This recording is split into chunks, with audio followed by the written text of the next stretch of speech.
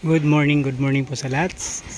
Kumusta po kayo dyan? Samahan niyo po ako dito sa ating ongoing project, Olivares Homes, Calamba. So, pasensya na kayo mga bossing. Ngayon lang ulit tayo nakapag-upload ng update mga bossing, okay? So, medyo napabusy lang.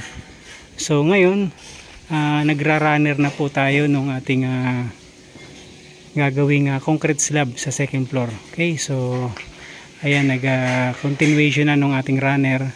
At the same time, dito naman sa side na plasteran na rin mga boss yung ating pader. So yan, nagluluto na si Kuya Danny. So ito naman mga bossing, based dun kay client, magbubutas tayo dito, dalawa kabilaan. So ito yung magiging fixed glass po ito mga boss, para meron pa rin siyang natural light. Okay, so dalawa kabilaan. So ito naman yung dating originally meron siyang salamin, so tinakpan na natin. So magkakaroon tayo dito ng wall cladding para dito sa ating magiging TV console. So sa kabila naman, dun sa front, magta-tiles tayo doon yung natural stone. Okay, so meron siyang fixed glass. So ito assist pa rin to.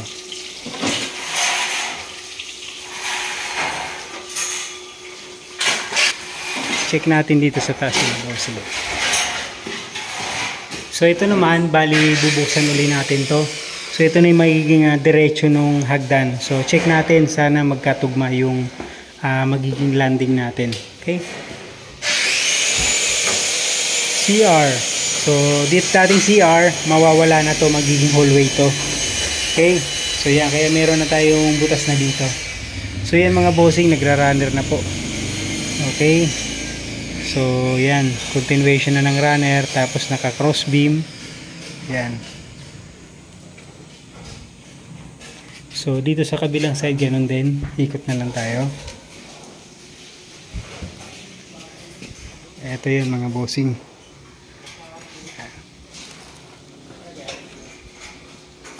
So after ng runner nito mga bossing, bali bubuhusan na yung beam. Tapos yung ating concrete slab. Ayan.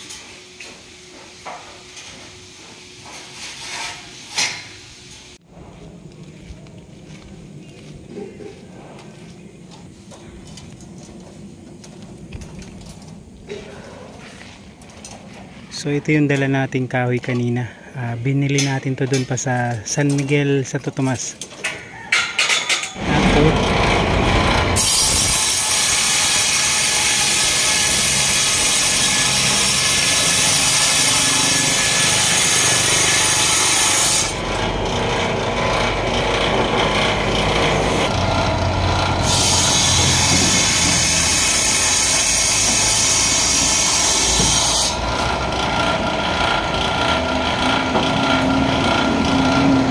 Tapos tubo, sky tube ang tawag dito mga bossing. So ito yung ginagamit natin pang scaffolding. So kinulang na yung ating mga pipe, kaya nag-purchase ulit tayo ng 30 piraso na sky tube. So shoutout kay Frontier Hardware. Okay, shoutout sa iyo Boss Dong, salamat sa big discount. Okay,